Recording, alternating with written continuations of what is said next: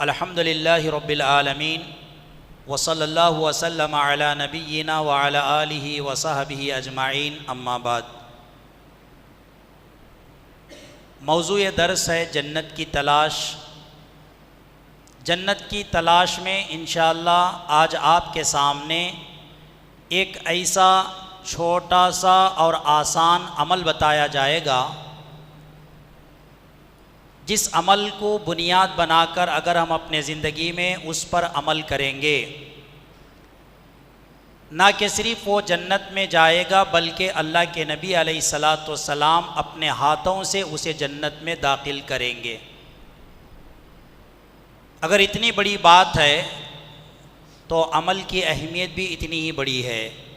اس لیے چھوٹی چھوٹی باتیں ہوتی ہیں، سننے اور سمجھنے کی کوشش ہونا چاہیے، اور اس سے بڑھ کر کے دل و دماغ میں اس کو رکھ کر کے اس کے مطابق عمل کرنے کی کوشش کریں۔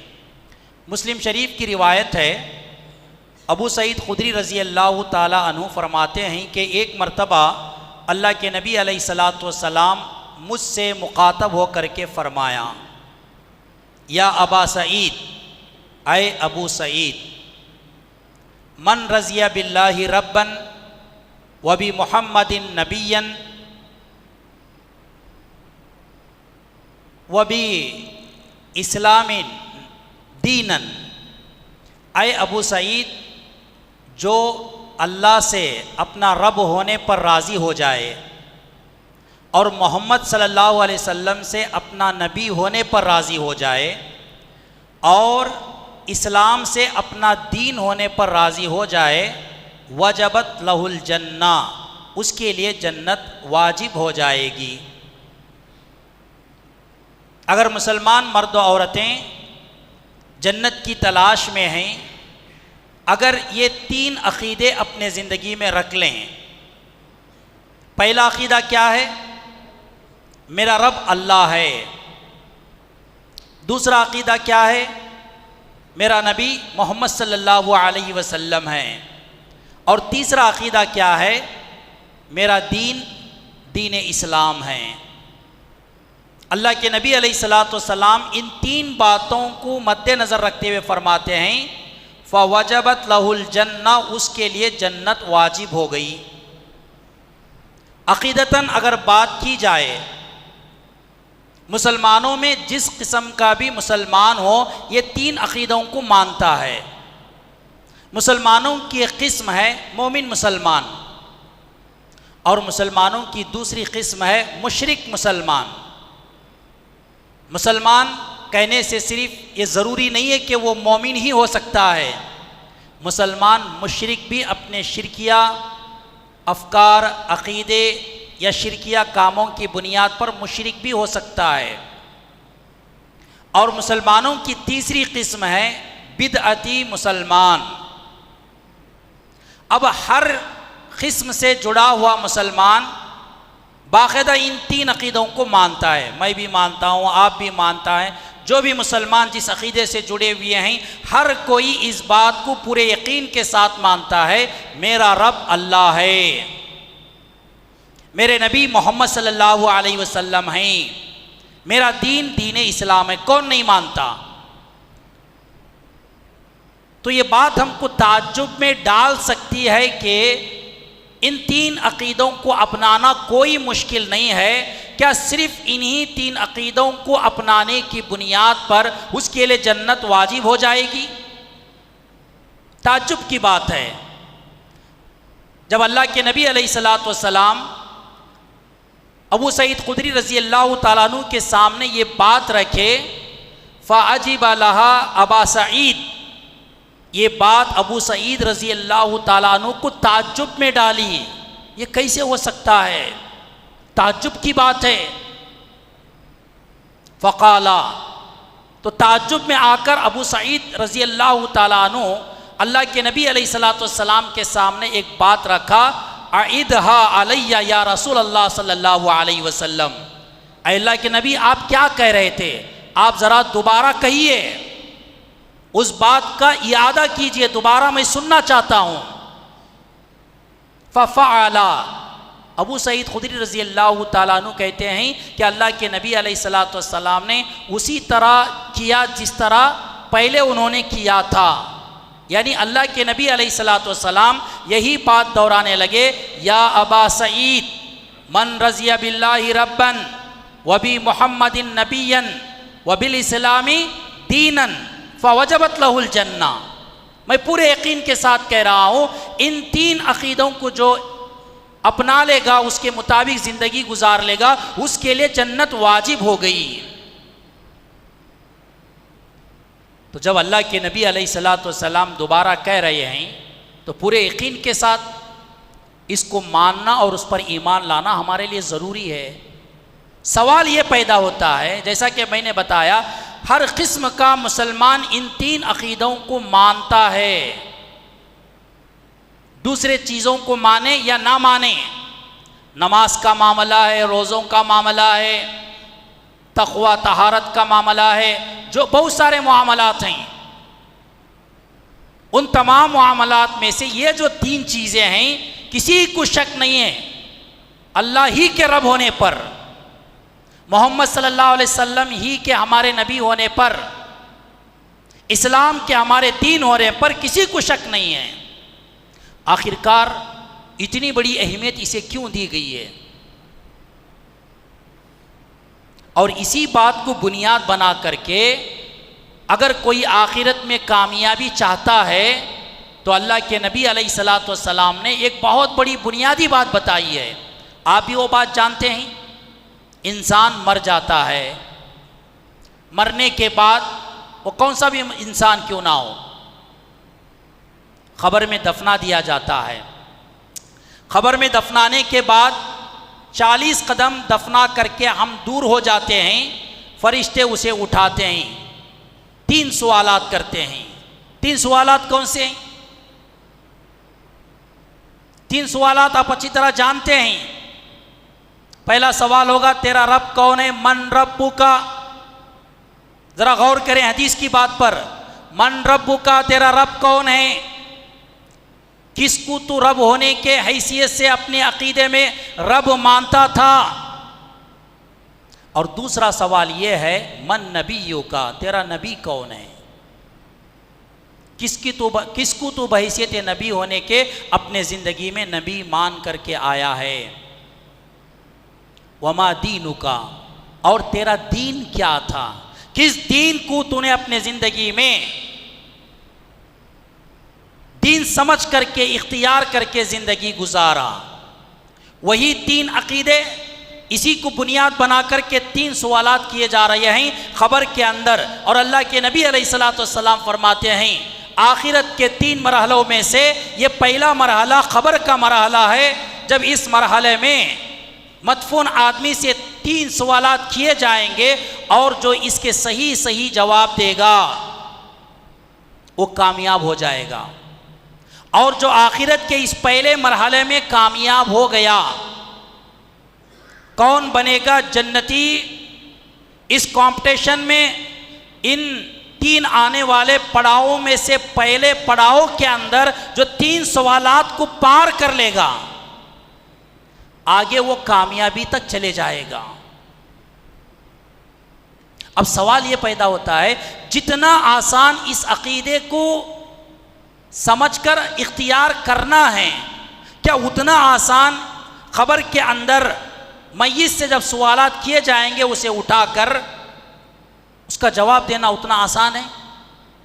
اگر اتنا آسان ہے تو پھر یہ رمضان کے روزے، دھوپ کی شدت اور اتنی خطرناک گرمی میں بھوکے پیاسے رہنے کا مطلب کیا ہے؟ 5 وقت دن اور رات کے 24 گھنٹوں میں فرض نمازوں کی پابندی کرنے کی کنڈیشن کیوں ہے؟ خون پسینے کا کیا ہے؟ ہم کوشش کر کے مال کما کر حج اور عمرہ کرنے کی ضرورت کیا ہے؟ 3 عقیدوں کو اختیار کر لیں۔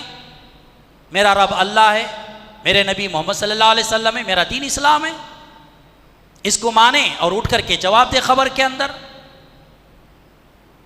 تو جتنا یہ سننا آسان لگ رہا ہے، اپنانا بھی آسان لگ رہا ہے، لیکن اتنا آسان نہیں ہے. اسے آسان بنانے کے لیے اس کی تیاری کرنے کی ضرورت ہے. امتحانات چل رہے ہیں SLC کے. SLC کا ایک اسٹوڈنٹ جب تک جس سبجیکٹ کے بارے میں آج امتحان لیا جائے گا کما حقہ، جب تک اسے نہیں سمجھے گا، یاد نہیں کرے گا، اس کے مطابق محنت کر کے اس سبجیکٹ کو نہیں لکھے گا، وہ کامیاب نہیں ہوگا. ہو سکتا ہے ہمارے SLC ایگزام کے حال میں ہمیں چھوٹ دے دی جائے، کوئی رہنمائی کرے، کوئی کاپی چیٹنگ کے لیے راستہ ہمارے لیے ہموار کر دیں، کچھ نہ کچھ اور کوئی نہ کوئی ہمارے ساتھ ہو سکتا ہے. لیکن خبر میں ایک اکیلا ہوگا، اس کے ساتھ اگر کوئی ہوگا تو اس کا عمل ہوگا. سوال یہ پیدا ہوتا ہے خبر کے اس اکیلے پن میں ان 3 سوالات کے جوابات دینے کے لیے وہ کون سا عمل ہے جسے وہ اختیار کر کے ان بنیادی 3 عقیدوں کو مان کر کے چلیں. خبر میں جب یہ 3 سوالات کیے جائیں گے تو وہ باقاعدہ ان سوالات کے صحیح جواب دیں. وہ کون سا عمل ہے؟ وہ عمل بتا کر کے میں بات ختم کر دیتا ہوں. جو اسے اختیار کرے گا وہی ان عقیدوں کے مطابق رہے گا، وہی خبر میں اٹھنے کے بعد ان سوالات کے جوابات صحیح دے سکتا ہے. حضرت منذری رضی اللہ تعالی عنہ فرماتے ہیں، طبرانی کی روایت ہے، اللہ کے رسول صلی اللہ علیہ وسلم فرماتے ہیں، کیا فرماتے ہیں کہ من قال اذا اصبح، میرے امت میں چاہے وہ مرد ہو چاہے عورت، سب کے لیے آفر ہے، سب کے لیے، میرے امت کے مردوں عورتوں کے سب کے لیے آفر ہے. من قال اذا اصبح، میرے امت کا کوئی بھی فرد، کوئی بھی مرد، کوئی بھی عورت جب صبح کریں، صبح کے وقت میں یہ کہے رضیت باللہ ربا وبالاسلام دینا وبمحمد نبیا. یہ جو 3 کلمات ہیں، اگر یہ صبح میں ایک مرتبہ اس کا اہتمام کر لیں، اللہ کے نبی علیہ السلام فرماتے ہیں فَأَنَا الزَّعِيمُ لِآخُذَ بِهِ بِيَدِهِ حَتَّى أُدْخِلَهُ الْجَنَّةِ، میں اس بات کا ذمہ دار ہوں کہ میں خود اپنے ہاتھ سے اسے پکڑ کر جنت میں داخل کروں گا. جو صبح میں میرے امت کے مرد و عورتوں میں سے جو بھی ان کلمات کو اہتمام کے ساتھ پڑھتے رہے گا. اب صبح سے مراد کیا ہے؟ ہماری صبح جو 10 بجے اٹھتے ہیں ہم لوگ، 9 بجے اٹھتے ہیں، 8 بجے اٹھتے ہیں، تھکے ہارے ہیں، اب اٹھ کر کے دکانوں کو جا کر کے بیٹھ رہے ہیں، کمانے کے لیے جا رہے ہیں، محنت مزدوری کے لیے جا رہے ہیں.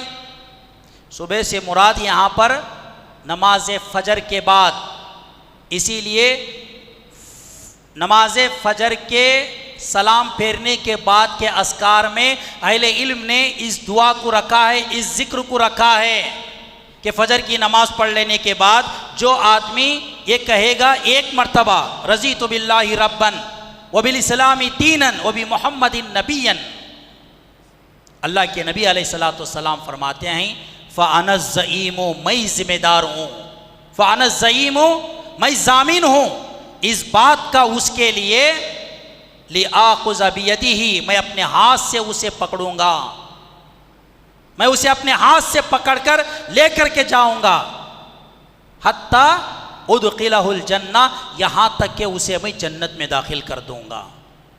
ہم چاہتے ہیں کہ نبی کا ساتھ ہو، نبی ہمارا ہاتھ تھامیں اور اپنے ساتھ جنت تک لے کے جائیں، یہاں تک کہ جنت میں داخل کر دیں. اس سے بڑھ کر کے جنت کی تلاش، اس سے بڑھ کر کے جنتی ہونے کا جو شرف ہو سکتا ہے اور کس کے لیے ہو سکتا ہے؟ تو کتنے لوگ ہم میں سے یہ الفاظ یاد رکھے ہیں یا فجر کی نمازوں کا اہتمام کرتے ہیں، اس کے بعد اس دعا کا اہتمام کر رہے ہیں؟ بڑی دلچسپی ہے جنت میں جانے کی، لیکن عمل کے تعلق سے کوئی توجہ نہیں ہے. اللہ کی توفیق سے فجر کی نمازوں میں ہم آ رہے ہیں، پڑھ رہے ہیں، لیکن پورا رمضان تقریباً آج 20واں رمضان ہے، کتنے لوگ اس کلمات کا ذکر کیا ہے اس بنیاد پر کہ اس کے اندر جنت کی تلاش ہے.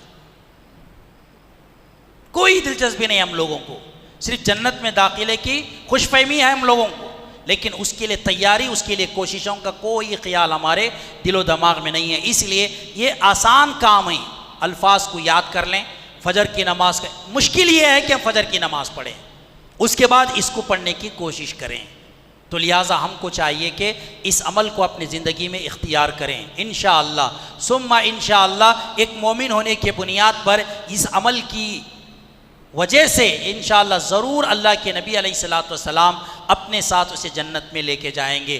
دعا کیجئے کہ اللہ تعالیٰ اس عمل کو اہمیت دیتے ہوئے اپنے زندگی کے ہر فجر میں نمازوں کا اہتمام کرتے ہوئے اس ذکر کا اہتمام کرنے کی ہمیں توفیق عطا فرمائیں.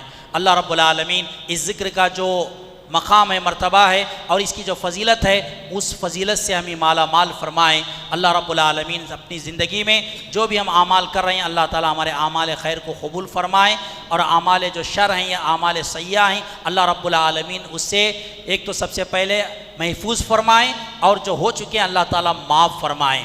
اللہ رب العالمین ہم سب کو نیک ہدایت دے. ربنا تقبل منا انک انت السمیع العلیم وتب علینا انک انت التواب الرحیم. سبحان ربک رب العزت عما یصفون وسلام علی المرسلین والحمد للہ رب العالمین.